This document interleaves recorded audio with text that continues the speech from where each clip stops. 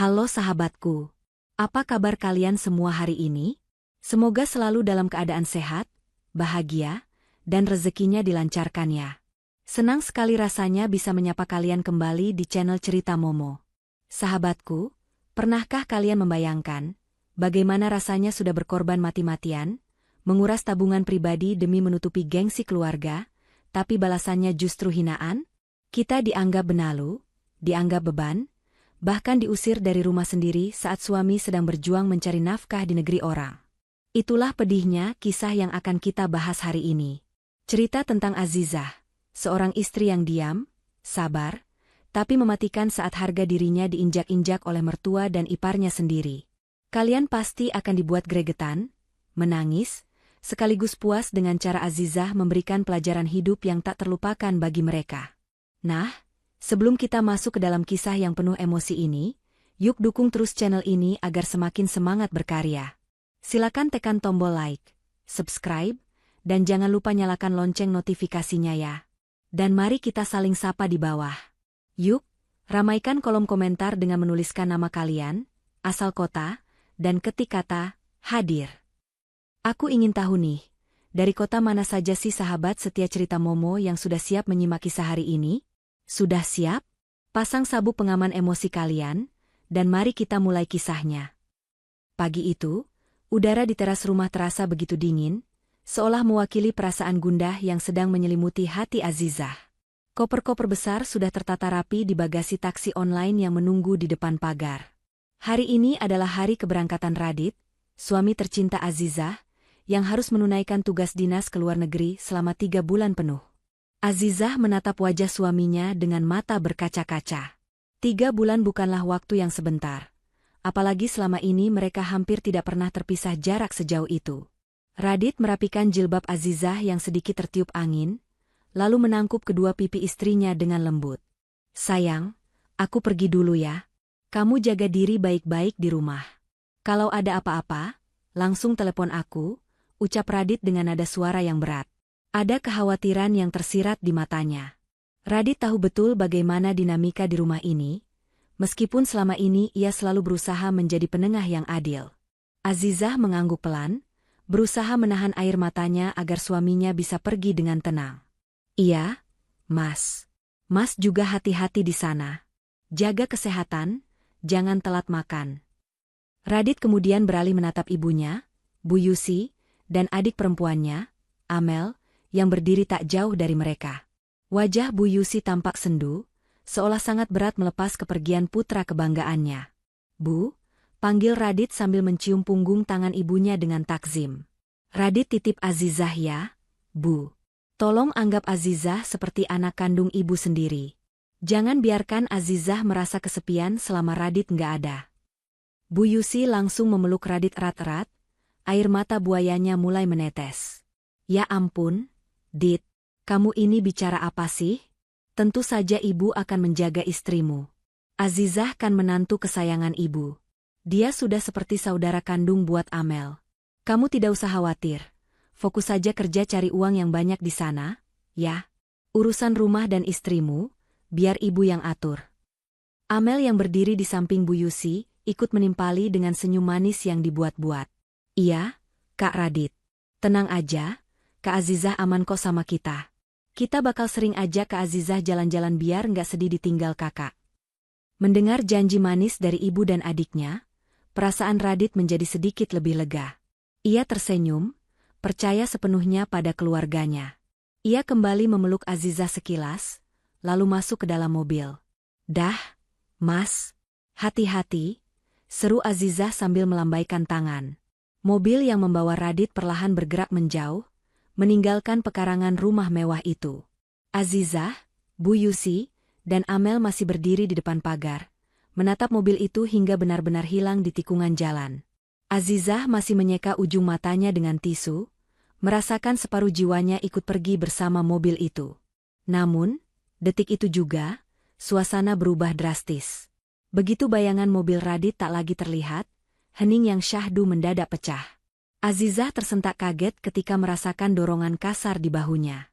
Ia menoleh dan mendapati Bu Yusi menatapnya dengan tatapan nyalang, sangat berbeda 180 derajat dari tatapan keibuan yang tadi ditunjukkan di depan Radit.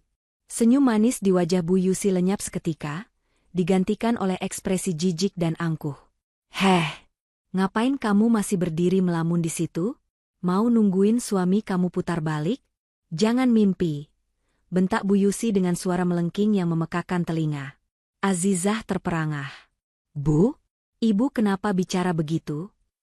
"Alah, nggak usah pasang muka polos," potong Amel dengan nada sinis. Gadis itu melipat kedua tangannya di dada, menatap Azizah dari ujung kepala sampai ujung kaki dengan tatapan meremehkan. "Kak Radit udah pergi, jadi nggak usah akting sedih-sedihan lagi. Muak aku lihatnya." Azizah menarik napas panjang, mencoba mencerna perubahan sikap yang begitu tiba-tiba ini. Meskipun ia tahu mertua dan iparnya memang kurang menyukainya, tapi ia tidak menyangka mereka akan membuka topeng secepat ini, bahkan belum 5 menit setelah Radit pergi. "Dengar ya, Azizah," kata Bu Yusi sambil melangkah maju, menunjuk tepat di depan wajah Azizah.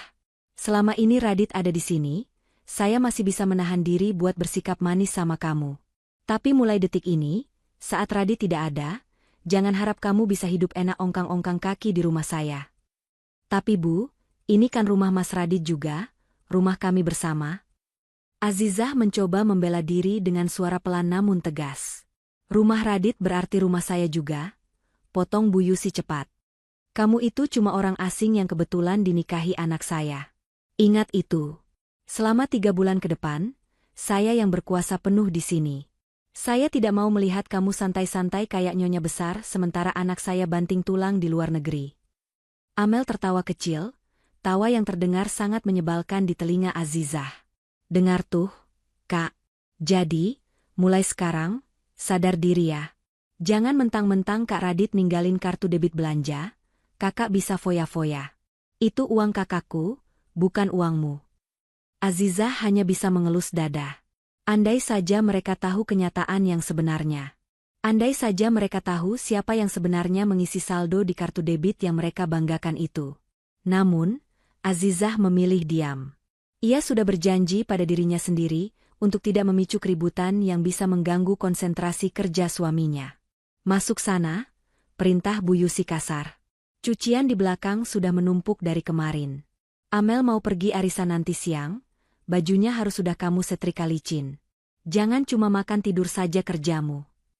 "Satu lagi," tambah Amel sambil melangkah masuk ke dalam rumah mendahului Azizah. "Nanti siapkan camilan buat teman-temanku. Jangan beli gorengan pinggir jalan, bikin malu. Pesan kue-kue yang enak dari toko roti langganan, pakai uang kamu sendiri dulu. Nanti aku ganti, kalau aku ingat."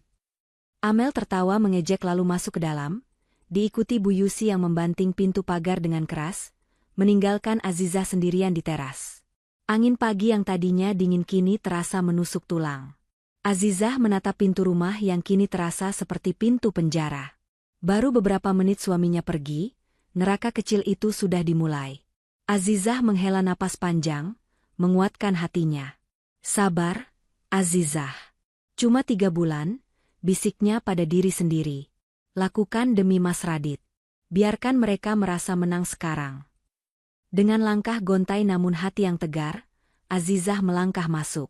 Ia tidak tahu bahwa kesabarannya kali ini akan diuji hingga batas yang tak pernah ia bayangkan sebelumnya. Di dalam rumah itu, peran sebagai istri dan menantu sudah dicabut paksa, digantikan dengan status tak tertulis, pembantu tak digaji. Seminggu telah berlalu sejak keberangkatan Radit. Rumah besar yang seharusnya menjadi tempat berlindung yang nyaman bagi Azizah, kini perlahan berubah menjadi medan pertempuran batin yang melelahkan. Rutinitas pagi Azizah tidak lagi diawali dengan kecupan hangat di kening atau obrolan santai sambil minum teh bersama suami, melainkan dengan teriakan melengking yang memecah keheningan subuh. "Azizah, kamu ini tuli atau bagaimana? Air di kamar mandi ibu kosong. Kamu lupa nyalakan pompa air semalam?" teriak Bu Yusi dari lantai atas, suaranya menggema ke seluruh penjuru rumah. Azizah yang sedang sibuk menyiapkan adonan sarapan di dapur bergegas mematikan kompor dan berlari menaiki tangga. Napasnya terengah-engah. Padahal, ia ingat betul sudah menyalakan pompa air sebelum tidur dan memastikan tangki penuh. Namun, membantah hanya akan memperpanjang masalah. Baginya, Diam adalah emas, setidaknya untuk saat ini demi menjaga ketenangan rumah tangga yang ditinggal sementara oleh kepala keluarganya. Sesampainya di depan kamar mandi Bu Yusi, Azizah mendapati pintu terbuka lebar. Bu Yusi berdiri berkacak pinggang dengan handuk melilit di kepala. Tatapannya tajam setajam silet, penuh dengan aura permusuhan. "Maaf, Bu. Sepertinya tadi malam ada pemadaman listrik sebentar, jadi pompanya mati otomatis." "Sebentar Azizah cek lagi," ucap Azizah dengan nada sopan dan kepala tertunduk, berusaha meredam emosi mertuanya yang meledak-ledak. "Alasan saja kamu. Bilang saja kamu malas. Sengaja ya mau bikin ibu susah pagi-pagi? Ingat ya, Azizah, di rumah ini tidak ada tempat untuk orang lelet. Cepat urus, ibu mau arisan jam 10 nanti, saya harus mandi kembang." Bentak Bu Yusi sambil membanting pintu kamar mandi tepat di depan wajah Azizah hingga membuat wanita itu terlonjak kaget. Azizah mengelus dada, menelan ludah yang terasa pahit di tenggorokan. Ia bergegas turun ke belakang rumah untuk mengecek pompa air. Benar saja, saklarnya dalam posisi off. Azizah mengernyitkan dahi. Ia yakin sekali semalam tidak mematikannya. Sebuah kecurigaan muncul di benaknya bahwa ada tangan jahil yang sengaja melakukannya, namun segera ditepisnya. Ia tidak mau berburuk sangka pada keluarga suaminya sendiri. Setelah urusan air selesai, penderitaan Azizah pagi itu belum berakhir. Ia kembali ke dapur untuk melanjutkan memasak. Hari ini, Bu Yusi meminta menu sarapan yang cukup merepotkan dan memakan waktu. Nasi uduk lengkap dengan semur daging sapi, telur balado, dan perkedel kentang. Azizah memasak dengan cekatan sendirian, keringat mulai membasahi pelipis dan punggungnya, namun tak ada satupun orang yang menawarkan bantuan. Saat makanan sudah tersaji rapi dan mengepul hangat di meja makan, Amel turun dari kamarnya dengan wajah bantal dan rambut yang masih acak-acakan. Gadis itu berjalan gontai menuju meja makan, menarik kursi dengan kasar hingga berdecit, lalu menatap hidangan di meja dengan tatapan meremehkan seolah melihat makanan sisa. "Yah, nasi uduk lagi? Perasaan baru 3 hari lalu makan nasi uduk. Kak Azizah nggak kreatif banget sih jadi perempuan. Pantesan Kak Radit betah dinas lama-lama di luar negeri, makanannya di rumah ngebosenin," cibir Amel pedas sambil mengambil sendok dengan ogah-ogahan. Azizah yang sedang menuangkan teh hangat ke dalam cangkir hanya tersenyum tipis, mencoba tidak terpancing. "Mas Radit justru suka sekali nasi uduk buatan kakak. Mel, kalau kamu nggak suka, kakak bisa buatkan roti bakar sebentar." "Nggak usah. Nanti malah gosong lagi kayak waktu itu," tolak Amel ketus. Ia mulai menyendok nasi ke piringnya. Namun, tiba-tiba gerakan tangannya terhenti. Dengan sudut mata yang melirik licik, siku Amel dengan sengaja menyenggol gelas teh hangat yang baru saja diletakkan Azizah di dekatnya. Prang! Gelas pecah berkeping-keping di lantai keramik. Air teh yang masih panas menyiprat ke kaki Azizah yang hanya memakai sandal rumah terbuka, membuat wanita itu memekik pelan karena kaget dan perih akibat panas. "Aduh, panas!" Pekik Azizah refleks mundur sambil mengibaskan kakinya. Bukannya meminta maaf atau menolong, Amel justru berdecak kesal sambil mengangkat kakinya ke atas kursi seolah jijik terkena cipratan air. "Aduh, Kak Azizah, kalau naruh gelas itu yang benar dong. Lihat tuh, lantai jadi basah dan lengket. Pecahannya juga bahaya nih. Bersihin buruan. Aku mau makan jadi nggak selera gara-gara keteledoran kakak. Dasar ceroboh." Azizah menatap nanar ke arah iparnya. Jelas sekali gerakan siku Amel tadi disengaja. Tidak mungkin gelas yang posisinya cukup aman bisa jatuh begitu saja. Namun, lagi-lagi Azizah memilih menunduk dan mengalah. Ia mengambil sapu dan kain pel tanpa banyak bicara. Kakinya yang sedikit melepuh memerah, karena cipratan air panas ia abaikan. Rasa sakit di hatinya jauh lebih perih daripada luka fisik itu. Siang harinya, terik matahari terasa membakar kulit. Bu Yusi dan Amel sedang asyik menonton televisi di ruang tengah yang sejuk ber-AC, tertawa lepas menikmati acara gosip selebriti sambil memakan camilan. Di sisi lain, Azizah sedang menjemur pakaian di halaman belakang yang panas tanpa atap. Tumpukan cucian hari ini 2 kali lipat lebih banyak dari biasanya. Hampir semua baju pesta dan baju kerja di lemari Amel dikeluarkan dengan alasan bau apek. Padahal Azizah tahu baju-baju itu baru dicuci bersih seminggu lalu. Keringat bercucuran membasahi gamis Azizah hingga lengket di badan. Kepalanya mulai terasa pening dan berkunang-kunang. Ia baru menyadari bahwa sejak pagi ia belum sempat sarapan sesendok nasi pun. Tadi, sisa nasi uduk yang ia masak habis dilahap Bu Yusi dan Amel yang nambah 2 piring. Bahkan sisa sedikit di panci pun dikeruk oleh Amel untuk diberikan ke kucing liar yang lewat dengan alasan, kasihan kucingnya lapar. Seolah tidak peduli bahwa kakak iparnya sendiri sedang menahan lapar. Dengan langkah lemah dan kerongkongan kering, Azizah masuk ke dalam rumah untuk mengambil air minum dingin. Tenggorokannya terasa seperti padang pasir. Saat ia melintasi ruang tengah menuju dapur, suara Bu Yusi menghentikan langkahnya. Mau kemana kamu? Tanya Bu Yusi tajam tanpa menoleh dari layar TV. Mau ambil minum sebentar. Bu? Haus sekali, jawab Azizah pelan. Kerjaan jemur baju sudah selesai belum? Selidik Bu Yusi. Belum, Bu. Tinggal sedikit lagi, keranjangnya masih ada 1. Jawab Azizah jujur. Ya selesaikan dulu dong. Jangan kebiasaan kerja setengah-setengah terus ditinggal istirahat. Nanti kalau hujan turun gimana? Mau baju-baju mahal Amel itu rusak dan bau apek lagi? Dasar manja, kena panas sedikit saja sudah ngeluh. Dulu ibu seumuran kamu, sumur harus timba sendiri, cuci baju di sungai, gak kayak kamu sekarang serba enak pakai mesin cuci tinggal jemur. Sana balik lagi. Jangan minum dulu sebelum selesai. Perintah Bu Yusi tanpa belas kasihan. Azizah tertegun di tempatnya berdiri. Gelas air dingin yang sudah terbayang di pelupuk matanya seakan menjauh. Ia ingin sekali berteriak. Mengatakan bahwa ia bukan robot yang tidak butuh bahan bakar. Ia ingin mengatakan bahwa ia lelah, lapar, dan haus. Tapi bayangan wajah Radit yang sedang bekerja keras di negeri orang kembali melintas di benaknya. Azizah tidak ingin menjadi beban pikiran suaminya. Jika ia melawan, Bu Yusi pasti akan menelepon Radit dan mengarang drama, membuat Radit tidak tenang bekerja. Baik, Bu, ucap Azizah lirih, menelan kembali rasa hausnya. Ia memutar badan, kembali melangkah menuju terik matahari di halaman belakang dengan sisa tenaga yang ada. Tanpa sepengetahuan mertua dan iparnya, di saku gamis Azizah, ponselnya bergetar pelan. Sebuah pesan masuk dari Pak Teguh, konsultan keuangan kepercayaan almarhum ayahnya.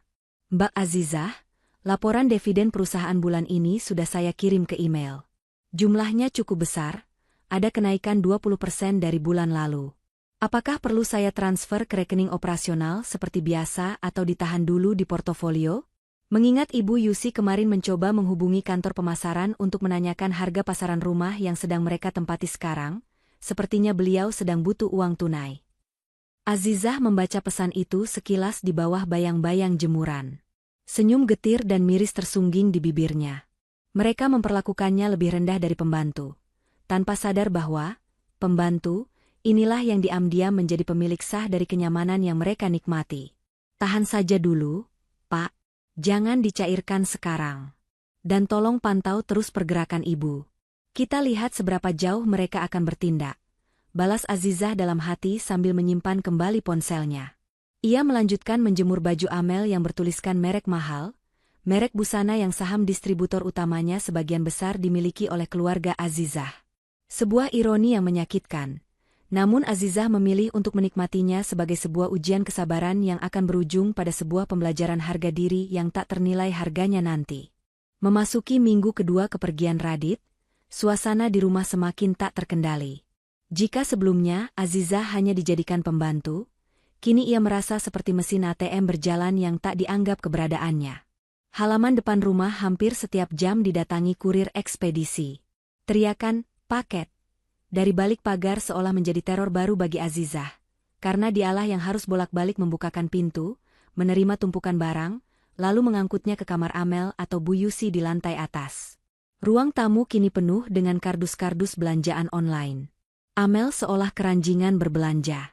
Mulai dari baju branded keluaran terbaru, koleksi tas yang warnanya hanya beda sedikit dari yang sudah ia punya, hingga peralatan makeup impor yang harganya bisa untuk makan Azizah selama sebulan.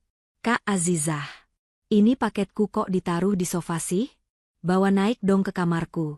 Berat tahu, teriak Amel dari bordes tangga sambil sibuk menempelkan masker wajah. Azizah yang sedang mengepel lantai hanya bisa menghela napas panjang, menegakkan punggungnya yang terasa remuk, lalu mengangkat kardus besar berisi skincare mahal itu. Tak ada ucapan terima kasih. Yang ada hanya gerutu karena pengiriman dianggap terlambat, padahal itu di luar kendali Azizah. Gaya hidup Bu Yusi pun tak mau kalah. Sejak Radit pergi, Bu Yusi semakin rajin mengadakan acara kumpul-kumpul dengan teman-teman sosialitanya di rumah. Ia seolah ingin memamerkan bahwa meski anaknya sedang di luar negeri, hidupnya tetap makmur dan bergelimang harta. Azizah, besok teman-teman pengajian elit ibu mau datang arisan di sini. Kamu harus masak besar. Perintah Bu Yusi sambil membolak-balik majalah mode di ruang keluarga. Ibu mau menunya istimewa.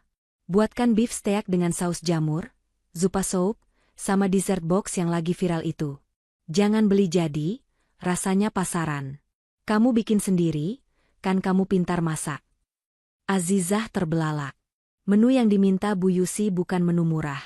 Bahan-bahannya mahal, apalagi daging sapi kualitas steak. Azizah memberanikan diri mendekat dengan ragu-ragu. Maaf, Bu. Untuk menu seperti itu butuh biaya belanja yang cukup besar. Sementara uang bulanan yang ditinggalkan Mas Radit di amplop laci meja rias sudah menipis. Tinggal sisa 100.000 rupiah. Bu, ucap Azizah hati-hati, takut memicu ledakan amarah. Benar saja, majalah yang dipegang Bu Yusi langsung dibanting ke meja kaca. Suara benturannya membuat jantung Azizah berdegup kencang. Apa? Habis? Bu Yusi melotot, matanya seakan mau keluar. Kamu jangan main-main ya sama ibu. Radit itu ninggalin uang 5 juta rupiah buat belanja sebulan. Ini baru minggu kedua, kok sudah habis? Kamu korupsi ya? Kamu diam-diam pakai uang itu buat beli barang-barang kampunganmu itu kan? Demi Allah, tidak, Bu, sanggah Azizah dengan suara bergetar. Ibu kan tahu sendiri, 3 hari lalu ibu minta uang 2 juta buat bayar DP catering acara syukuran teman ibu.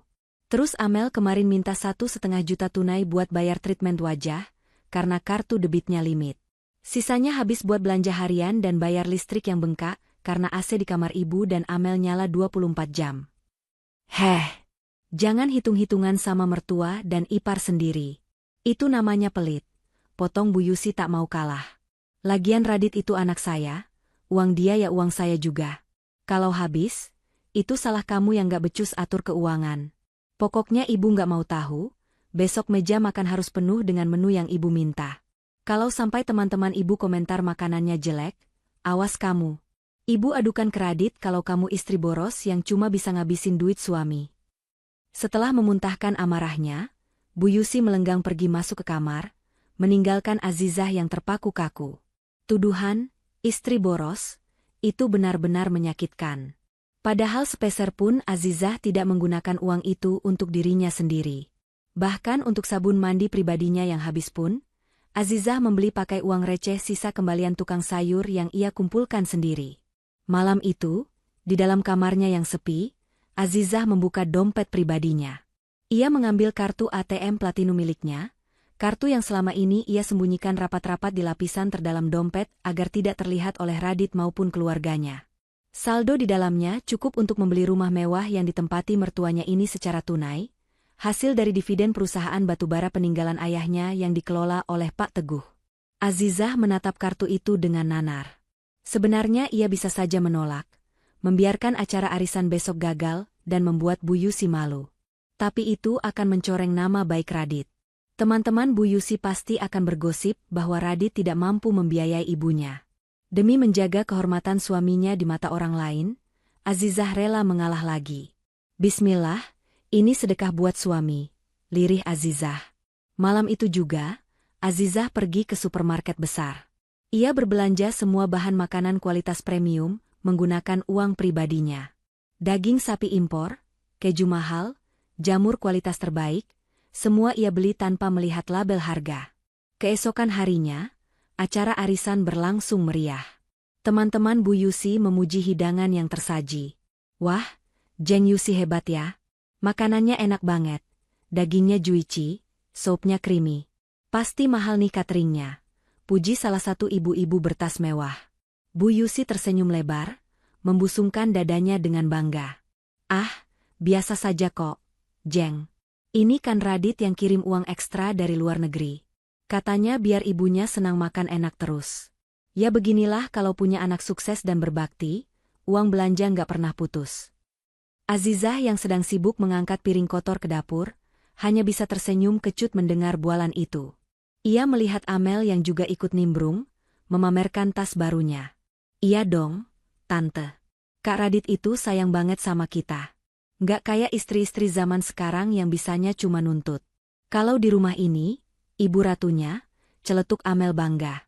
Tak ada satupun yang menyebut nama Azizah. Tak ada ucapan terima kasih untuk koki yang memasak sejak subuh. Tak ada apresiasi untuk orang yang mengeluarkan uang jutaan rupiah demi gengsi semu itu. Azizah diperlakukan tak ubahnya pelayan restoran yang tak terlihat. Selesai acara, saat teman-temannya pulang, Bu Yusi masuk ke dapur dengan wajah sumringah namun tetap angkuh. Ia melihat Azizah yang sedang mencuci tumpukan piring kotor setinggi gunung. Tuh kan, bisa kan? Makanya jangan banyak alasan kalau disuruh. Kalau mau usaha sedikit, pasti ada jalannya. Jangan manja, ucap Bu Yusi meremehkan, lalu melempar sisa tulang steak ke tempat sampah tepat di samping kaki Azizah. Bersihkan sekalian sampahnya. Jangan sampai besok pagi masih bau amis. Azizah tidak menjawab. Ia hanya mengangguk pelan, terus menggosok piring dengan spons yang berbusa. Dalam diamnya, Azizah mencatat semua ini dalam hati dan dalam buku catatan keuangan rahasianya. Setiap rupiah yang keluar dari rekening pribadinya untuk menutupi gaya hidup parasit ini tercatat rapi, bukan sebagai utang, tapi sebagai bukti. Bukti yang suatu saat akan menjadi tamparan paling keras bagi mereka yang kini tertawa di atas penderitaannya. Malam semakin larut, Azizah duduk di tepi tempat tidur sambil memijat kakinya yang bengkak. Ia menatap layar ponsel, melihat foto Radit. Mas, uangmu aman. Kehormatanmu aman. Tapi kesabaranku, entah sampai kapan bisa bertahan, bisiknya pada keheningan malam yang mencekam. Gaya hidup mertua dan iparnya benar-benar mencekik. Bukan hanya mencekik dompet, tapi perlahan mulai mencekik kewarasan dan harga dirinya. Siang itu, matahari bersinar terik, namun suasana di dalam rumah terasa jauh lebih panas. Azizah sedang duduk di ruang tengah, memilah tumpukan tagihan listrik dan air yang baru saja datang, ketika Amel tiba-tiba menghampirinya. Gadis itu langsung menghempaskan tubuhnya di sofa sebelah Azizah sambil menyodorkan layar ponselnya tepat ke depan wajah kakak iparnya itu. Kak Azizah, lihat deh. Bagus banget kan tas ini? Ini model terbaru limited edition loh. Teman-teman gengku semuanya sudah pada punya. Masa aku belum sih? Malu dong kalau pas kumpul nanti aku pakai tas lama yang itu-itu saja. Rengek Amel dengan nada manja yang menuntut. Azizah memundurkan sedikit wajahnya, agar bisa melihat layar ponsel itu dengan jelas. Matanya membelalak kaget saat melihat nominal harga yang tertera di bawah gambar tas kulit mungil itu. 15 juta rupiah. Angka yang fantastis hanya untuk sebuah tas selempang kecil.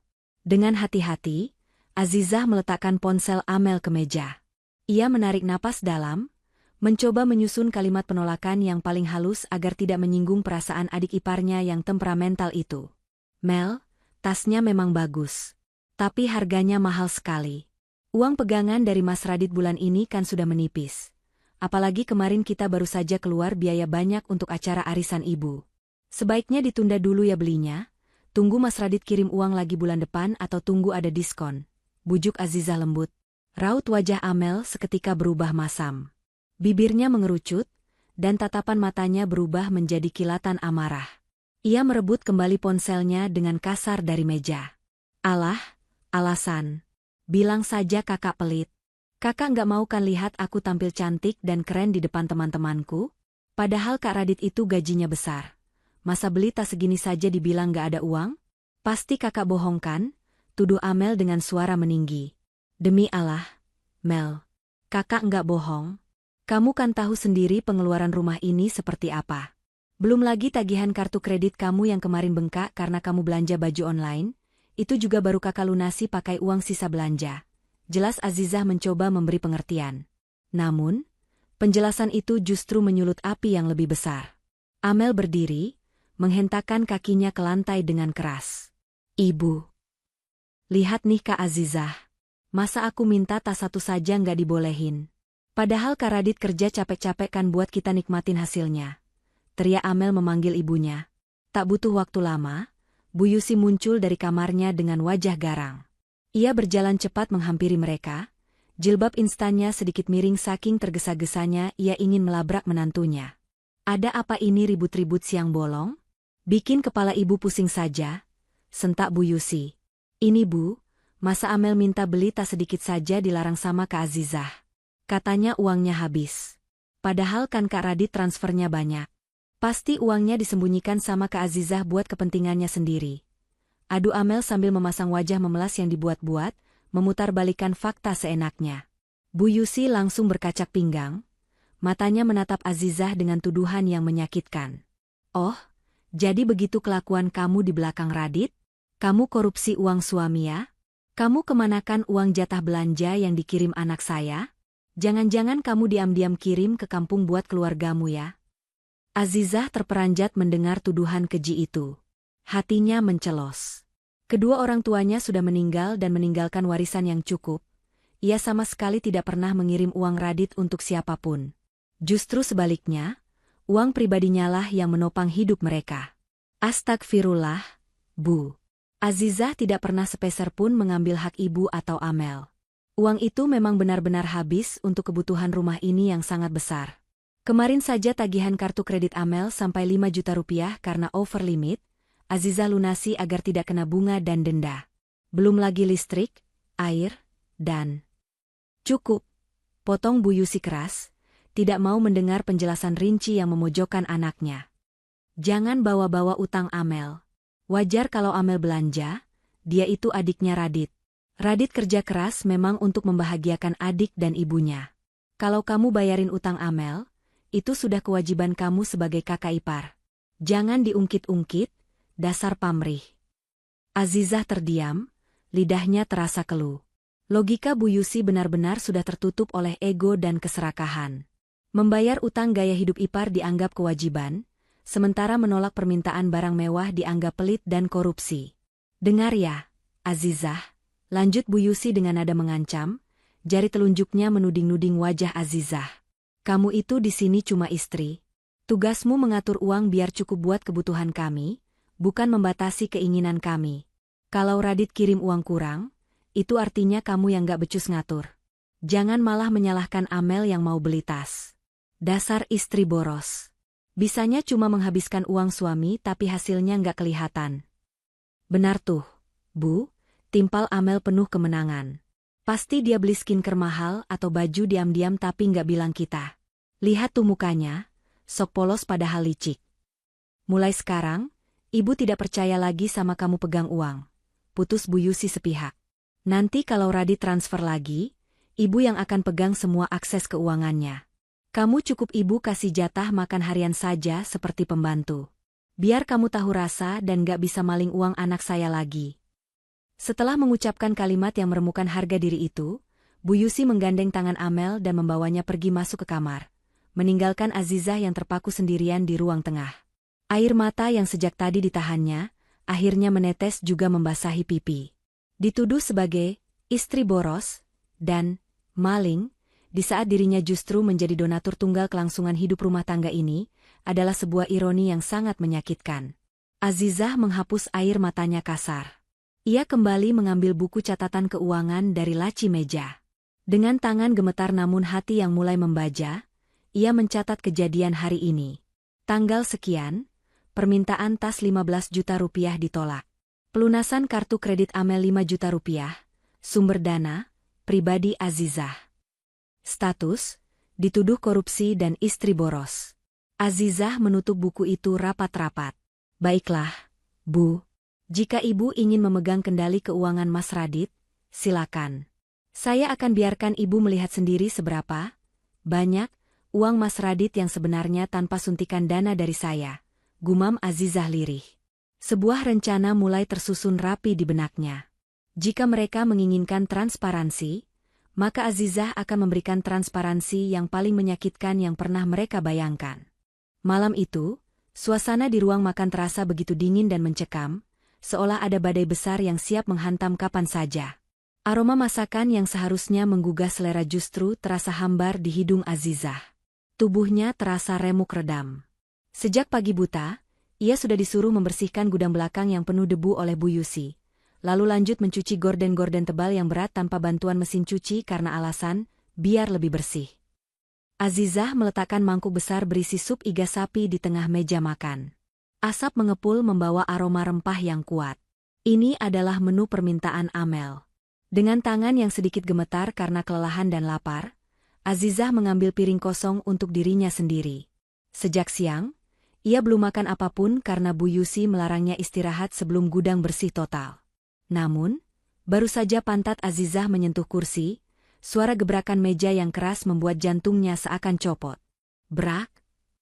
Bu Yusi memukul meja makan dengan telapak tangannya yang terbuka lebar. Piring dan gelas berdenting ngeri. Amel yang sedang asyik menyendok nasi sampai terlonjak kaget. Namun sedetik kemudian ia tersenyum sinis melihat ibunya menatap tajam ke arah Azizah. "Heh, siapa yang suruh kamu duduk di situ?" bentak Bu Yusi dengan mata melotot, urat-urat lehernya menonjol menahan amarah yang entah dari mana asalnya. Azizah terdiam, masih memegang piring kosongnya. "Maaf, Bu. Azizah mau makan sebentar." "Azizah belum makan dari pagi." "Makan? Kamu pikir ini restoran gratis?" potong Bu Yusi kasar. Ia berdiri dari kursinya, menunjuk wajah Azizah dengan jari telunjuk yang gemetar. "Kamu itu di rumah ini cuma bisa menghabiskan beras. Kerjaannya nggak ada yang becus, tapi makannya paling banyak. Lihat itu Radit, anak saya banting tulang di luar negeri, kepanasan, kehujanan, cuma buat kasih makan istri yang nggak tahu diri kayak kamu." "Bu, Azizah juga mengerjakan semua pekerjaan rumah ini." Bela Azizah lirih, suaranya parau menahan tangis. "Pekerjaan rumah apa? Itu kewajiban kamu sebagai istri. Jangan merasa berjasa," teriak Bu Yusi semakin menjadi-jadi. Napasnya memburu. Kebencian yang entah didasari apa seolah tumpah ruah malam ini. Mungkin karena Bu Yusi kesal melihat saldo ATM Radit yang ternyata tidak sebanyak dugaannya setelah ia ambil alih, dan ia melampiaskan kekecewaan itu pada Azizah. Bu Yusi mendekatkan wajahnya ke wajah Azizah, lalu mengucapkan kalimat yang akan menjadi titik balik segalanya. "Dengar baik-baik, Azizah. Mulai besok, kamu harus bekerja dan urus hidupmu sendiri. Jangan cuma numpang di rumah anak saya. Dasar istri beban suami. Makan saja harus kami yang kasih. Kalau kamu mau makan, cari uang sendiri. Jangan jadi benalu yang nempel terus di punggung suami." Kata-kata itu meluncur tajam, menusuk tepat ke ulu hati Azizah. Istri beban suami. Benalu. Numpang. Amel tertawa renyah sambil menyuapkan potongan daging empuk ke mulutnya, seolah menikmati pertunjukan sirkus. "Dengar tuh, Kak, malu dong sama kucing. Kucing aja cari makan sendiri, masa manusia bisanya cuma nunggu disuapin." Suasana hening seketika. Hanya terdengar denting sendok Amel yang beradu dengan piring. Azizah tidak menjawab. Ia tidak menangis. Ia tidak berteriak. Wajahnya yang tadinya lelah dan sendu, perlahan berubah datar. Tatapan matanya yang biasanya hangat dan penuh pengalah, kini berubah menjadi dingin dan kosong. Sesuatu di dalam diri Azizah telah patah, namun sekaligus bangkit dalam bentuk yang lain. Perlahan, Azizah meletakkan kembali piring kosong itu ke meja tanpa suara. Ia menatap Bu Yusi dan Amel bergantian selama beberapa detik. Tatapan itu begitu dalam dan tajam, hingga membuat tawa Amel terhenti sejenak, karena merasa tidak nyaman. Tanpa mengucapkan sepatah kata pun, Azizah berdiri. Ia membalikkan badan dan melangkah meninggalkan ruang makan yang penuh dengan makanan lezat hasil keringatnya sendiri. "Heh, mau kemana kamu?" Ibu belum selesai bicara, teriak Bu Yusi yang merasa diabaikan. "Awas ya kalau besok pagi kamu masih minta uang makan sama saya. Saya tidak akan kasih sepeser pun." Azizah terus berjalan, menulikan telinganya. Langkah kakinya mantap menuju kamarnya. Sesampainya di kamar, ia mengunci pintu rapat-rapat. Malam itu, tidak ada air mata yang tumpah. Azizah menarik koper besar dari atas lemari.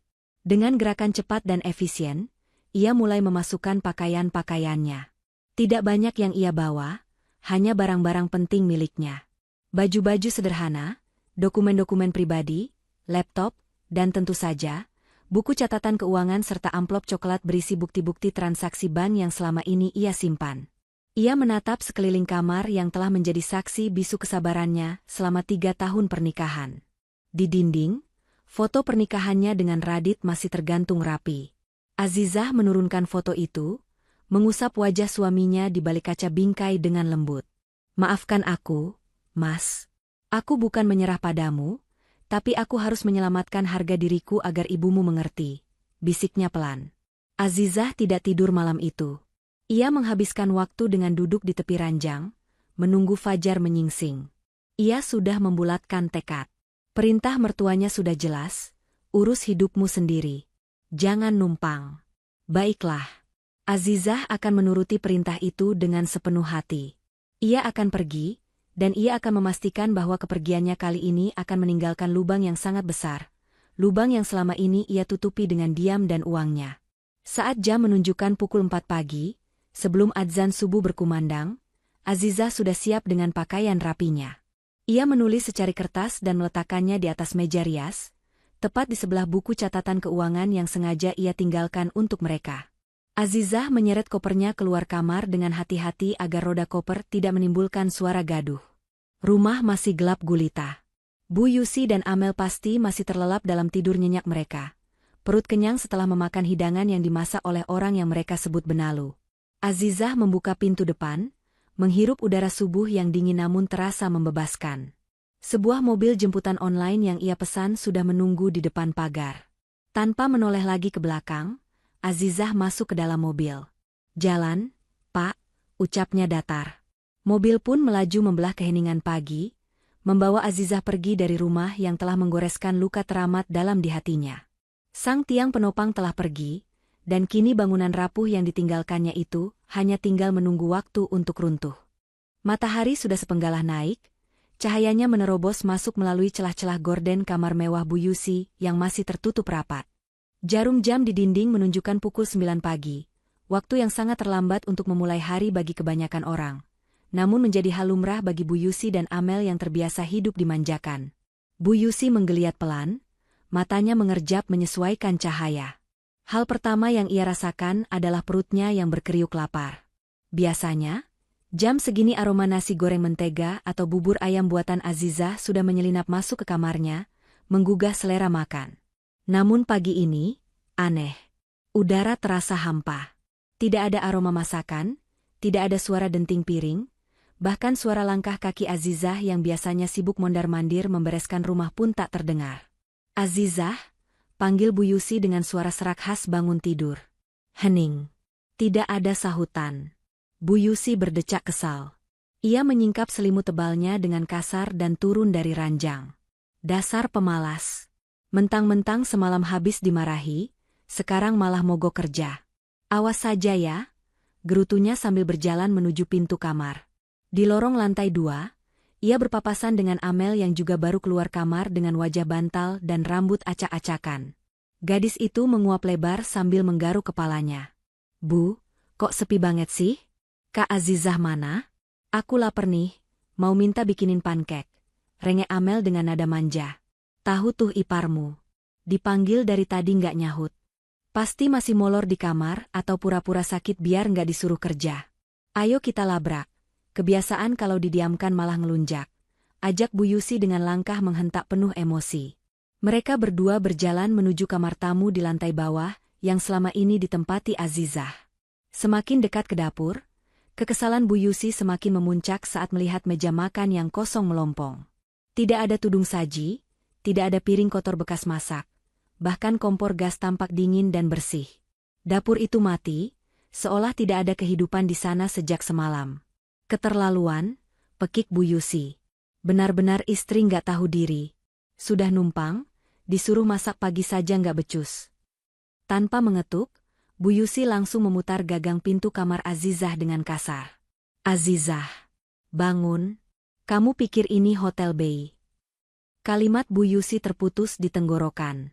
Matanya membelalak, mulutnya ternganga lebar. Di belakangnya, Amel yang siap melontarkan caci maki pun ikut terdiam 1000 bahasa. Kamar itu kosong. Sangat kosong. Tempat tidur sudah dirapikan dengan sprei yang tegang tanpa kerutan. Tidak ada baju-baju Azizah yang biasanya tergantung di balik pintu. Bu Yusi berlari membuka lemari pakaian. Kosong. Hanya ada gantungan baju plastik yang ditinggalkan bergelantungan sepi. Rak-rak yang biasanya berisi buku-buku agama dan novel milik Azizah juga sudah bersih. Tidak ada koper, tidak ada tas, tidak ada jejak bahwa Azizah pernah tinggal di sana, kecuali aroma parfum lembutnya yang masih samar-samar tertinggal di udara. Dia pergi, gumam Amel tak percaya, matanya menyapu sekeliling ruangan. Ah, paling cuma drama, Bu. Paling dia pulang ke rumah peninggalan orang tuanya buat ngadu, nanti juga balik lagi kalau uangnya habis. Namun, pandangan Bu Yusi tertumbuk pada meja rias kecil di sudut kamar. Di sana, tergeletak sebuah buku tulis tebal bersampul hitam dan sebuah amplop coklat yang terlihat padat. Di atas buku itu, ada secari kertas putih yang dilipat rapi dan ditindih dengan pulpen agar tidak terbang. Dengan tangan gemetar menahan amarah, bukan karena sedih, tapi karena merasa diremehkan, Bu Yusi menyambar kertas itu. Ia membacanya dengan suara keras, napasnya memburu. Kepada Ibu Yusi dan Amel. Sesuai perintah Ibu semalam, mulai besok kamu harus bekerja dan urus hidupmu sendiri. Jangan cuma numpang. Maka, pagi ini saya laksanakan perintah itu. Saya pergi untuk mengurus hidup saya sendiri, agar tidak lagi menjadi beban dan benalu di rumah Mas Radit. Terima kasih sudah mengingatkan saya tentang posisi saya. Silakan Ibu dan Amel menikmati rumah ini sepuasnya tanpa gangguan dari pembantu yang menyebalkan ini. Tertanda, Azizah. Bu Yusi meremas kertas itu hingga lecek, lalu melemparnya ke lantai dengan geram. Kurang ajar. Berani-beraninya dia menyindir saya lewat surat. Dasar wanita baperan. Ditegur sedikit saja langsung kabur. Biarin saja, Mel, biar dia tahu rasa hidup di luar sana tanpa uang suami. Iya, Bu. Paling nanti sore dia nelpon nangis-nangis minta jemput. Cibir Amel, meski ada sedikit rasa cemas karena siapa yang akan menyiapkan sarapannya sekarang. Bu Yusi kemudian melirik buku tebal bersampul hitam di meja. Buku apa ini? Jangan-jangan dia nulis jelek-jelek tentang kita di sini buat dikasih lihat ke Radit. Dengan rasa penasaran yang membuncah, Bu Yusi mengambil buku itu. Itu adalah buku hardcover yang terlihat serius. Saat Bu Yusi membuka halaman pertamanya, ia mengernyitkan dahi. Bukan curhatan cengeng atau diari harian, melainkan deretan angka-angka rapi dengan tulisan tangan Azizah yang tegak bersambung. Judul di halaman pertama tertulis besar dan digaris bawahi dengan tinta merah. Laporan arus kas keluarga sumber dana, 3 tahun terakhir. Laporan apa ini? Gumam Bu Yusi bingung. Ia membuka halaman acak di bagian tengah. Matanya memicing membaca baris demi baris. Tanggal 12 Mei, pembelian AC baru kamar ibu. Harga, Rp4.500.000. Sumber dana, tabungan pribadi Azizah. Keterangan, gaji Mas Radit bulan ini sudah habis untuk bayar cicilan mobil ibu. Bu Yusi tertegun. Ia membalik halaman lagi dengan cepat. Tanggal 20 Juni, pelunasan biaya rumah sakit Amel, tifus. Total, Rp8 juta. Sumber dana, dividen saham Azizah. Keterangan, kartu asuransi Mas Radit limit, dana darurat keluarga Rp0. Jantung Bu Yusi mulai berdegup kencang. Kali ini bukan karena marah, tapi karena sesuatu yang dingin mulai merambat naik ke tengkuknya. Ia melihat amplop coklat di sebelah buku itu. Dengan tangan yang mulai terasa dingin dan berkeringat, ia merobek segel amplop tersebut. Isinya adalah tumpukan kertas rekening koran bank. Mel. Panggil Bu Yusi lirih, suaranya terdengar hampa. Apaan sih? Bu? Buku utangnya? Pasti dia ninggalin utang buat kita bayar. Tuduh Amel sambil mendekat dan ikut mengintip isi amplop itu. Namun, saat mereka berdua melihat lembar mutasi rekening yang tertera di sana, mata mereka terbelalak. Di sana tertulis jelas aliran dana masuk rekening operasional rumah tangga.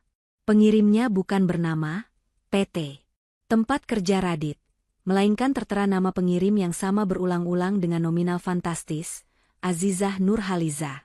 Keheningan pagi itu mendadak berubah menjadi horor. Angka-angka di kertas itu seolah melompat keluar dan menampar wajah mereka berdua dengan kenyataan yang selama ini tertutup oleh kesombongan.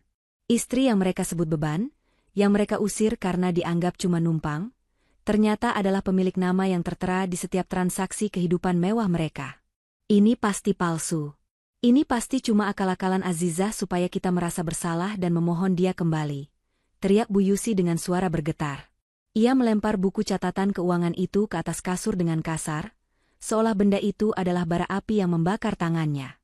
Namun, Amel tidak ikut berteriak. Gadis itu justru terpaku memegang lembaran-lembaran rekening koran yang tadi dikeluarkan dari amplop coklat. Matanya menelusuri deretan angka dengan wajah pucat pasi. Ia membandingkan nominal yang tertera di kertas resmi bank itu dengan tanggal-tanggal di mana ia meminta barang-barang mewah. "Bu?" panggil Amel lirih, suaranya terdengar tercekat.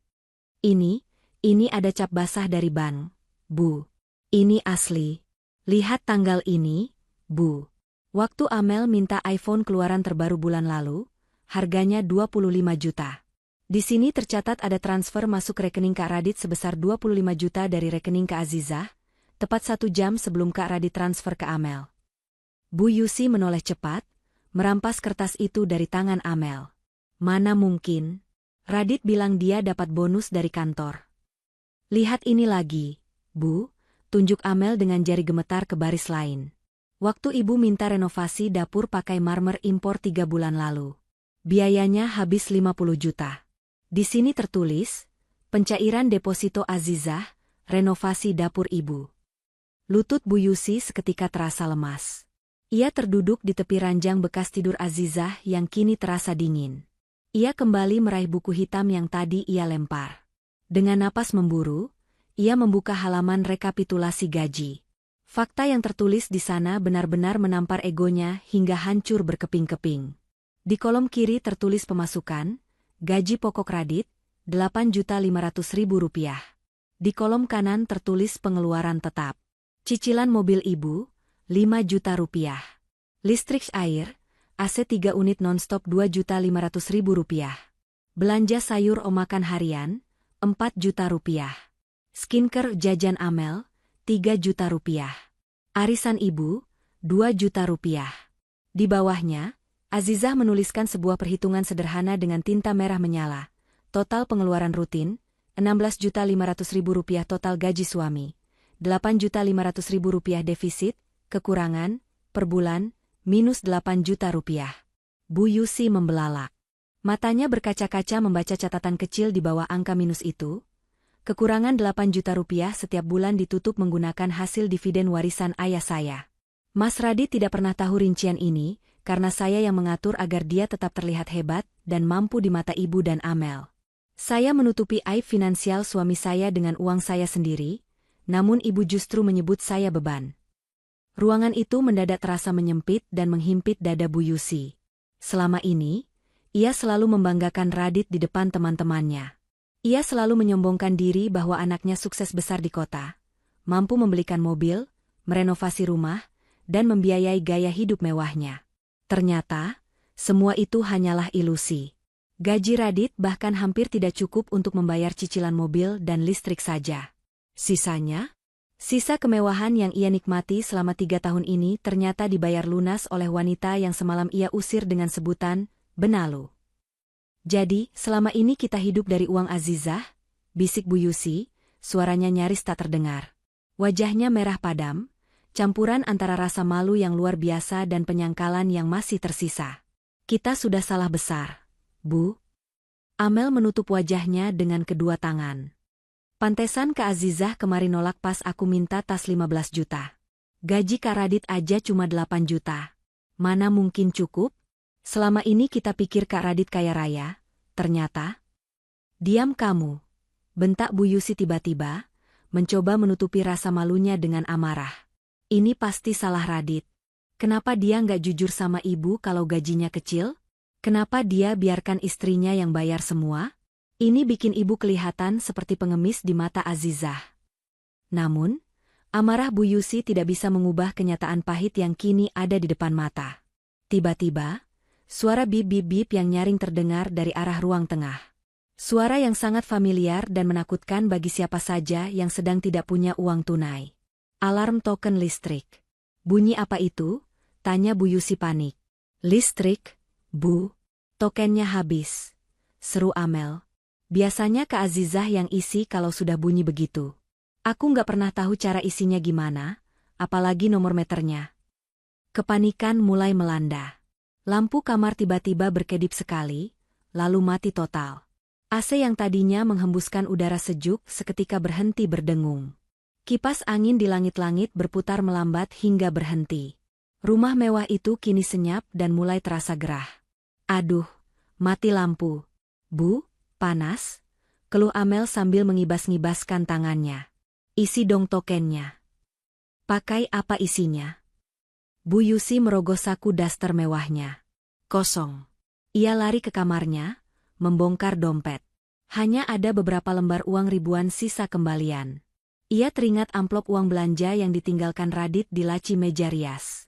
Dengan harapan terakhir, ia membuka laci itu. Kosong. Ah, ia baru ingat. Uang itu sudah ia ambil kemarin untuk bayar DP catering, dan diberikan ke Amel untuk perawatan wajah. Uang tunai di rumah itu benar-benar nol. Mel, kamu masih punya sisa uang yang ibu kasih kemarin kan? Tanya Bu Yusi penuh harap pada anaknya. Amel menggeleng dengan wajah ketakutan. Udah habis. Bu, kan kemarin langsung aku transfer buat bayar utang paylater belanjaan online bulan lalu. Di dompetku cuma ada kartu kredit tambahan dari Kak Radit. Coba pakai itu. Beli token di minimarket pakai kartu itu, perintah Bu Yusi. Nggak bisa, Bu. Amel hampir menangis. Tadi pagi aku dapat notifikasi di HP, kartu kredit tambahannya statusnya bloket. Sepertinya Kak Azizah sudah memblokirnya. Bu Yusi terduduk lemas di lantai kamarnya yang mulai terasa panas. Tanpa listrik, tanpa uang tunai, tanpa makanan. Dan yang paling parah, tanpa pembantu yang biasa membereskan semua kekacauan ini dalam sekejap mata. Buku catatan keuangan Azizah tergeletak di lantai, terbuka tepat di halaman yang bertuliskan, dana darurat, 0 rupiah. Semua dialihkan untuk gaya hidup ibu. Kalimat itu seolah menertawakan Bu Yusi. Ia yang selama ini merasa sebagai ratu di istana ini, kini sadar bahwa ia hanyalah penumpang yang tidak tahu diri di kapal yang dinahkodai dan dibiayai penuh oleh menantunya. Dan sekarang, sang nahkoda telah pergi, meninggalkan mereka terombang-ambing di tengah lautan masalah yang mereka ciptakan sendiri. Telepon Radit. Gumam Bu Yusi dengan bibir pucat. Kita harus telepon Radit. Bilang kalau istrinya yang kurang ajar itu kabur membawa semua uang kita. Bahkan di saat seperti ini, ego Bu Yusi masih menolak untuk mengakui kesalahannya. Ia masih berusaha mencari kambing hitam, tidak menyadari bahwa telepon itu justru akan menjadi bumerang yang menghancurkan sisa-sisa kehormatannya di mata anak kandungnya sendiri. Panas matahari siang itu terasa memanggang seisi rumah. Tanpa aliran listrik, rumah mewah dengan ventilasi minim yang didesain untuk ruangan ber-AC itu berubah menjadi oven raksasa. Keringat bercucuran membasahi daster sutra Bu Yusi dan baju tidur Amel. Kipas tangan yang mereka kibaskan dengan putus asa sama sekali tidak membantu mengusir hawa gerah yang menyiksa. Perut Bu Yusi kembali berbunyi, kali ini lebih keras dan menyakitkan. Rasa lapar yang mendera sejak pagi kini berubah menjadi rasa perih di lambung. Bu, aku lapar banget. Pusing, rengek Amel yang terbaring lemas di sofa ruang tengah. Wajahnya pucat, riasan make-up sisa semalam sudah luntur bercampur keringat. Ayo kita pesan makanan online. Bu, bayar tunai saja nanti kalau datang. Bayar pakai apa, Amel? Sentak Bu Yusi dengan napas memburu. Kamu lihat sendiri dompet ibu kosong. Uang di laci sudah habis. Kita nggak punya uang tunai sepeser pun di rumah ini. Terus kita mau mati kelaparan di sini. Amel mulai menangis histeris. Ini semua gara-gara Kak Azizah. Awas aja kalau dia balik, aku suruh dia masak seharian buat ganti rugi.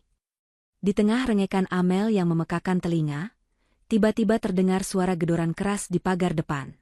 Dok, dok, dok, Bu Yusi, Bu Yusi, ada orang di rumah enggak? Suara teriakan itu terdengar nyaring dan tidak sabaran. Bu Yusi mengernyit. Itu bukan suara kurir paket, bukan pula suara tamu teman arisannya.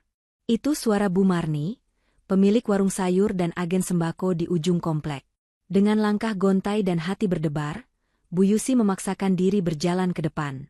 Ia berharap Bu Marni datang mengantar pesanan camilan yang mungkin lupa ia bayar, dan ia bisa berutang dulu dengan alasan klise, dompet ketinggalan di atas. Begitu pagar dibuka, Bu Yusi mendapati Bu Marni berdiri dengan wajah masam, tangan kanannya memegang buku catatan kecil yang lecek. Di belakang Bu Marni, beberapa tetangga yang lewat tampak melirik-lirik ingin tahu. Bu Marni, ada apa ya siang-siang teriak-teriak? Ganggu istirahat saya saja. Ujar Bu Yusi berusaha mempertahankan sisa-sisa kewibawaannya, mengangkat dagu tinggi-tinggi. Gak usah banyak gaya deh, Bu, potong Bu Marni ketus tanpa basa-basi. Saya kesini mau nagih utang. Sudah 2 minggu ini ibu ambil barang-barang mahal terus. Daging impor, buah anggur Shine Muscat, beras organik, minyak goreng 5 karton. Totalnya jadi 1.800.000. Mata Bu Yusi melotot. Hah? Apa-apaan kamu? Sembarangan nagih. Biasanya juga dibayar lancar kan? Nah itu dia masalahnya. Bu Marni menepuk buku catatannya dengan keras. Biasanya menantu ibu, Mbak Azizah, yang datang ke warung setiap hari Jumat buat lunasin semua bon ibu dan Mbak Amel. Mbak Azizah selalu bayar lunas, nggak pernah nunggak. Tapi Jumat kemarin Mbak Azizah nggak datang. Saya wacentang 1. Karena saya dengar Mbak Azizah pergi, ya saya tagih ke ibunya lah. Masa makan mau, bayar nggak mau? Wajah Bu Yusi merah padam. Rasa malu menjalar cepat dari leher hingga ke ubun-ubun. Tetangga yang lewat mulai berhenti, berbisik-bisik sambil menunjuk ke arahnya. Ternyata selama ini, hobi, ngutang, di warung tetangga yang ia lakukan dengan santai selalu dibereskan oleh Azizah tanpa banyak bicara. Azizah menutup aib kerakusannya agar nama baik keluarga tetap terjaga di mata tetangga. Saya lagi nggak pegang uang tunai sekarang, Bu Marni. Nanti sore saya transfer. Elak Bu Yusi gagap. Alah, alasan klasik. Cibir Bu Marni. Pokoknya saya nggak mau tahu. Besok pagi kalau nggak dibayar, saya lapor ke Pak RT. Malu dong, rumah gedongan, mobil mentereng, tapi utang sembako hampir 2 juta nunggak. Setelah meludah ke tanah sebagai tanda kekesalan, Bu Marni berbalik pergi, meninggalkan Bu Yusi yang mematung di pagar.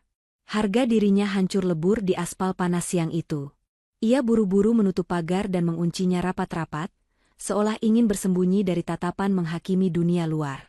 Masuk kembali ke dalam rumah, Bu Yusi disambut oleh Amel yang sedang memegang gelas kosong di depan dispenser.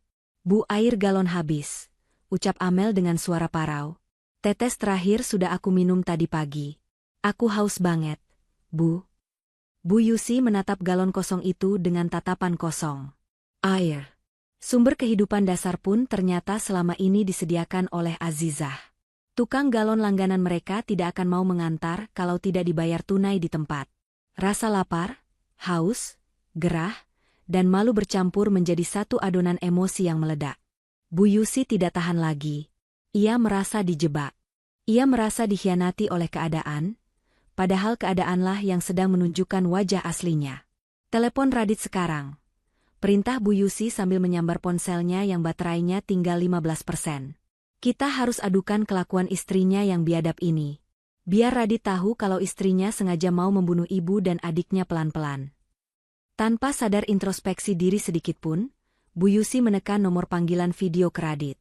Ia mengatur ekspresi wajahnya menjadi semenyedihkan mungkin, memasang wajah korban yang teraniaya. Panggilan tersambung. Wajah Radit muncul di layar ponsel. Namun, latar belakang Radit bukan kamar hotel atau kantor klien. Radit terlihat sedang duduk di sebuah lobi bandara, wajahnya merah pada menahan amarah yang terlihat jelas dari rahangnya yang mengeras. Radit, anakku. Seru Bu Yusi langsung menangis meraung-raung, air mata buayanya tumpah seketika. Tolong ibu, nak, istrimu jahat sekali. Dia kabur dari rumah membawa semua uang. Dia membiarkan ibu dan Amel kelaparan, mati lampu, dan dikejar-kejar tukang tagih. Pulanglah, nak, ceraikan perempuan tidak tahu diri itu. Amel ikut nimbrung di sebelah ibunya, memasang wajah memelas. Iya Kak Radit. Amel takut. Kak Azizah tega banget ninggalin kita kayak gini. Mereka berharap Radit akan panik dan membela mereka seperti biasa. Namun, Reaksi Radit di seberang sana sungguh di luar dugaan. Radit tidak bertanya, "Ibu kenapa?" atau "Azizah mana?" Radit justru menatap lensa kamera dengan tatapan dingin yang belum pernah dilihat Bu Yusi seumur hidupnya. "Ibu bilang Azizah bawa kabur uang?" tanya Radit dengan suara rendah yang menakutkan. "Uang siapa, Bu? Uang Radit? Atau uang Azizah sendiri?" Bu Yusi terdiam, tangisannya terhenti mendadak. Maksud kamu apa?" "Radit sudah baca semua, Bu," potong Radit tajam. "Radit sudah baca email dari pengacara Azizah. Radit sudah lihat semua bukti transfer, semua mutasi rekening, semua rincian yang selama ini Azizah tutupi dari Radit demi menjaga kehormatan ibu. Ternyata selama ini Radit bukan anak berbakti yang sukses. Radit cuma suami bodoh yang membiarkan istrinya diperas oleh ibu dan adiknya sendiri. Itu bohong. Dit, itu pasti fitnah." Bu Yusi mencoba menyangkal, tapi suaranya bergetar hebat. "Cukup, Bu," bentak Radit hingga membuat Bu Yusi menjatuhkan ponselnya ke sofa. "Radit sedang menunggu pesawat. Radit pulang hari ini juga. Jangan harap Radit akan membela ibu kali ini. Siapkan diri ibu, karena kita akan hitung-hitungan, sama seperti ibu menghitung-hitung makanan yang dimakan Azizah di rumah itu." Layar ponsel menjadi gelap. Sambungan terputus. Bu Yusi dan Amel saling berpandangan dalam kegelapan rumah yang panas itu. Rasa lapar dan haus mereka mendadak hilang, digantikan oleh rasa takut yang mencekam. Sang pelindung mereka sedang dalam perjalanan pulang, bukan untuk menyelamatkan mereka, melainkan untuk membawa badai yang sesungguhnya. Malam itu, kegelapan benar-benar menyelimuti rumah mewah tersebut, baik secara harfiah maupun kiasan. Listrik masih mati total karena tidak ada uang untuk membeli token. Lilin-lilin kecil yang tersisa di laci dapur menjadi satu-satunya sumber penerangan, menciptakan bayangan-bayangan menakutkan di dinding. Bu Yusi dan Amel duduk berhimpitan di sofa ruang tamu, keringat dingin membasahi tubuh mereka bukan karena panas, melainkan karena rasa takut yang mencekam menunggu kepulangan Radit. Suara deru mesin mobil yang berhenti di depan pagar membuat jantung Bu Yusi seakan berhenti berdetak. Itu bukan suara taksi, melainkan suara mobil pribadi yang mesinnya terdengar halus.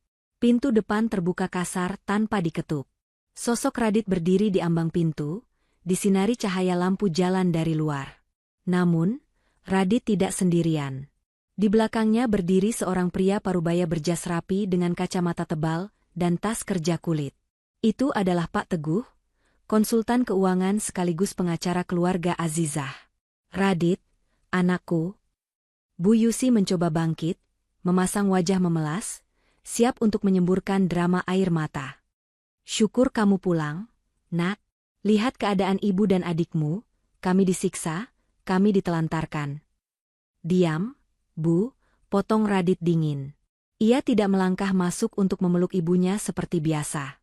Ia justru menyalakan senter dari ponselnya, menyorot wajah ibunya yang berantakan. "Jangan bicara satu kata pun tentang disiksa sebelum ibu berkaca." Radit melangkah masuk, diikuti Pak Teguh. Ia meletakkan koper besarnya di lantai dengan keras, lalu mengambil buku catatan keuangan hitam milik Azizah yang tergeletak di meja, buku yang seharian ini menjadi momok bagi Bu Yusi. "Pak Teguh, tolong jelaskan pada ibu saya, siapa sebenarnya yang membiayai hidup kami selama ini," perintah Radit tanpa menatap wajah ibunya. Pak Teguh membuka tas kerjanya, mengeluarkan sebuah berkas tebal dan meletakkannya di meja di hadapan Bu Yusi yang gemetar. "Selamat malam, Bu Yusi," sapa Pak Teguh dengan nada formal namun tegas. "Berdasarkan audit yang saya lakukan atas permintaan almarhum ayah Azizah dulu, dan laporan keuangan yang dicatat rapi oleh Ibu Azizah, saya harus menyampaikan fakta hukum ini. Rumah ini, sertifikatnya memang atas nama Mas Radit. Tapi, cicilan bulanannya selama 2 tahun terakhir dibayar penuh dari rekening pribadi Ibu Azizah." Mata Bu Yusi terbelalak. "Ah, apa? Bukan hanya itu," lanjut Pak Teguh. "Mobil Pajero yang ibu pakai untuk arisan, BPKB-nya masih dileasing. Dan yang membayar cicilannya setiap tanggal 5 adalah Ibu Azizah. Mas Radit hanya mampu membayar uang muka di awal. Selebihnya, Ibu Azizah yang menutupi default pembayaran agar mobil tidak ditarik debt collector." Radit tertawa getir, tawa yang terdengar sangat menyakitkan. Ia menatap ibunya dengan mata berkaca-kaca. Ibu dengar itu? Ibu dengar? Suara Radit mulai meninggi. Gaji Radit di luar negeri itu cuma 8 juta rupiah. Bu, 8 juta.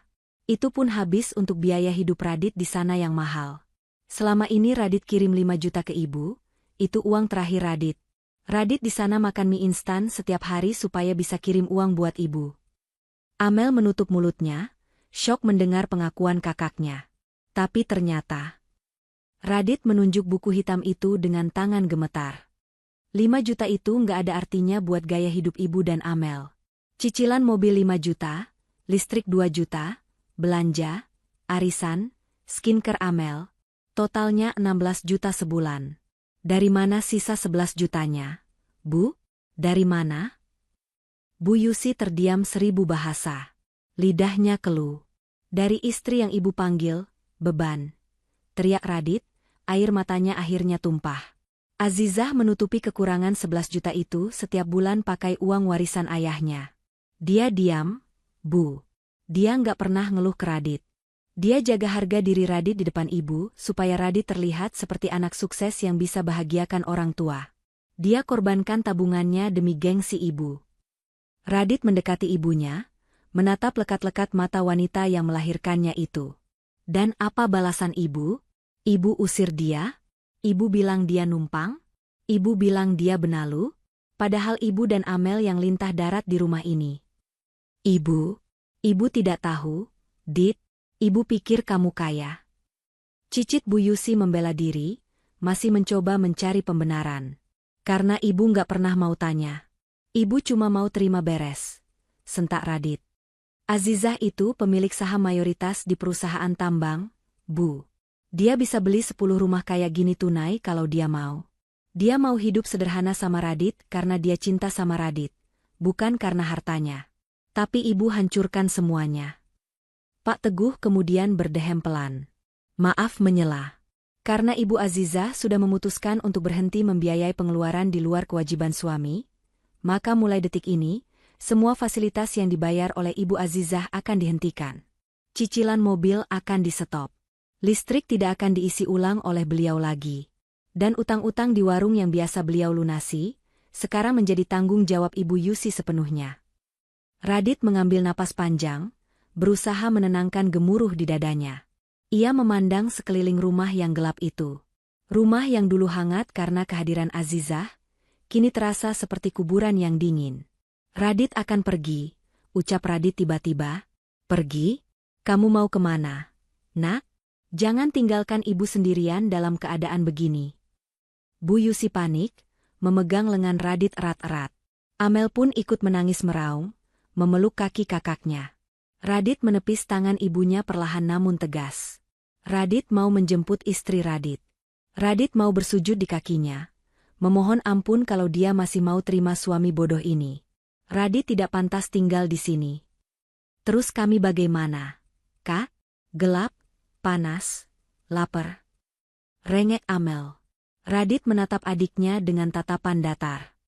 Katanya ibu bilang Azizah harus mandiri dan urus hidup sendiri? Sekarang giliran kalian. Urus hidup kalian sendiri. Radit cuma bisa kasih sisa gaji Radit yang asli. 3 juta rupiah. Cukup atau tidak cukup? Atur sendiri. Jual mobil itu kalau perlu, toh Radit nggak sanggup bayar cicilannya lagi tanpa bantuan Azizah. Kamu tega, Dit? Kamu anak durhaka. Teriak Bu Yusi histeris, menyadari sumber uangnya benar-benar akan putus. Lebih durhaka mana sama ibu yang mengusir menantu yang sudah memberinya makan? Balas Radit tajam. Radit berbalik, menyambar koper yang baru saja ia letakkan. Ia berjalan keluar pintu tanpa menoleh lagi, didampingi Pak Teguh. Langkahnya berat namun mantap. Ia meninggalkan ibu dan adiknya yang terus meraung-raung dalam kegelapan rumah mewah yang kini tak lagi memiliki nyawa. Di luar, Radit menatap langit malam. Hatinya hancur, namun ia tahu satu hal, ia harus menemukan Azizah. Bukan untuk meminta uangnya kembali, tapi untuk mengembalikan mahkota ratu yang sempat ia biarkan jatuh ke tanah. Malam itu menjadi saksi bisu runtuhnya kesombongan keluarga yang dibangun di atas pondasi pengorbanan orang lain yang tak dihargai.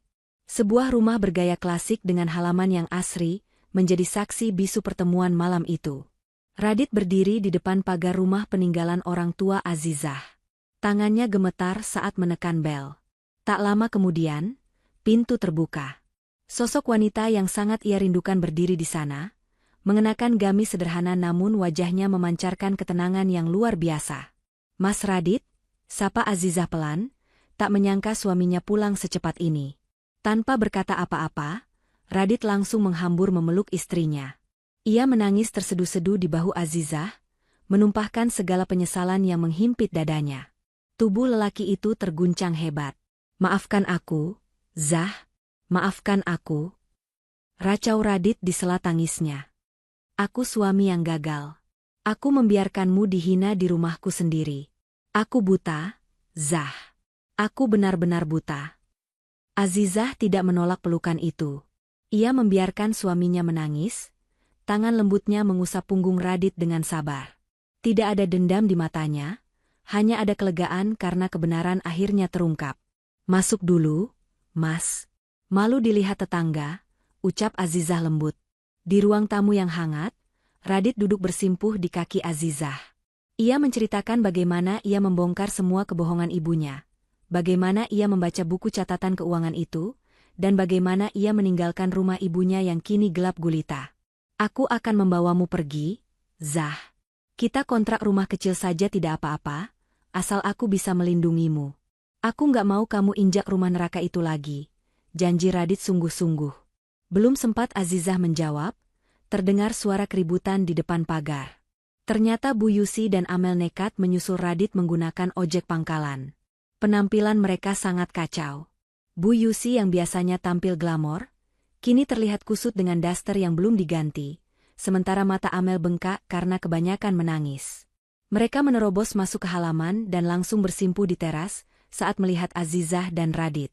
"Azizah, menantuku sayang," seru Bu Yusi dengan suara parau, mencoba meraih tangan Azizah. "Ibu minta maaf, Nak. Ibu hilaf. Ibu benar-benar tidak tahu kalau kamu yang selama ini membiayai kami. Pulanglah, Nak. Rumah sepi tanpa kamu, tidak ada yang masak, listrik mati." Amel ikut menangis. "Iya Kak Azizah, maafin Amel. Amel janji nggak akan minta tas mahal lagi. Tolong bayarin token listriknya, Kak. Panas banget di sana." Azizah menatap mertua dan iparnya itu dengan tatapan datar. Permintaan maaf mereka terdengar hampa, lebih terdengar sebagai permohonan dana talangan daripada penyesalan tulus dari hati. Mereka meminta maaf karena fasilitas mereka dicabut, bukan karena merasa bersalah telah melukai hati manusia lain. Azizah mundur selangkah, menarik tangannya perlahan dari genggaman Bu Yusi. Ia menarik napas panjang, lalu berbicara dengan nada yang tenang namun tegas, wibawanya sebagai wanita terhormat kini terpancar kuat. "Bu, Amel, saya sudah memaafkan semua perlakuan kalian. Sebagai sesama manusia, saya tidak boleh menyimpan dendam," ucap Azizah. Wajah Bu Yusi langsung cerah. "Alhamdulillah. Kalau begitu ayo kita pulang sekarang. Nak, kita nyalakan listriknya, kamu masak yang enak ya." "Tunggu, saya belum selesai bicara," potong Azizah, membuat senyum Bu Yusi lenyap seketika. "Memaafkan bukan berarti melupakan, Bu. Dan memaafkan bukan berarti saya bodoh untuk kembali masuk ke lubang yang sama." Azizah menatap Radit, meminta dukungan suaminya lewat sorot mata. Radit mengangguk mantap, berdiri di samping istrinya dan merangkul bahunya erat. "Saya tidak akan kembali ke rumah itu," lanjut Azizah tegas. "Rumah itu terlalu sempit untuk harga diri saya. Kalian mengusir saya saat mengira saya miskin dan menjadi beban. Sekarang, saat tahu saya punya uang, kalian memanggil saya kembali? Maaf, Bu. Kehormatan saya tidak bisa dibeli dengan kata maaf yang terlambat." "Tapi Radit anak ibu. Dia harus tinggal sama ibu," protes Bu Yusi panik. Radit menggeleng kuat. "Tidak, Bu. Tempat seorang suami adalah di samping istrinya. Radit akan tinggal di sini bersama Azizah. Mulai bulan depan, Radit hanya akan kirim uang 3 juta rupiah untuk ibu dan Amel. Mobil Pajero besok akan ditarik leasing karena Azizah sudah stop pembayarannya. Belajarlah hidup sesuai kemampuan Radit yang sebenarnya, bukan hidup dari belas kasihan istri Radit yang ibu hina. 3 juta? Mana cukup buat makan dan arisan? Pekik Amel histeris. Cukupkanlah. Atau Amel, kamu bisa mulai cari kerja seperti yang ibu suruh ke Azizah waktu itu. Ingat kata-kata ibu? Jangan cuma numpang, urus hidupmu sendiri, sindir Radit telak. Bu Yusi dan Amel terdiam, tertohok oleh kata-kata mereka sendiri yang kini berbalik menyerang bagaikan bumerang. Mereka menatap Azizah yang berdiri tegak di samping Radit. Wanita itu bukan lagi pembantu yang bisa mereka injak. Dia adalah ratu yang sesungguhnya, yang selama ini menyamar menjadi rakyat jelata.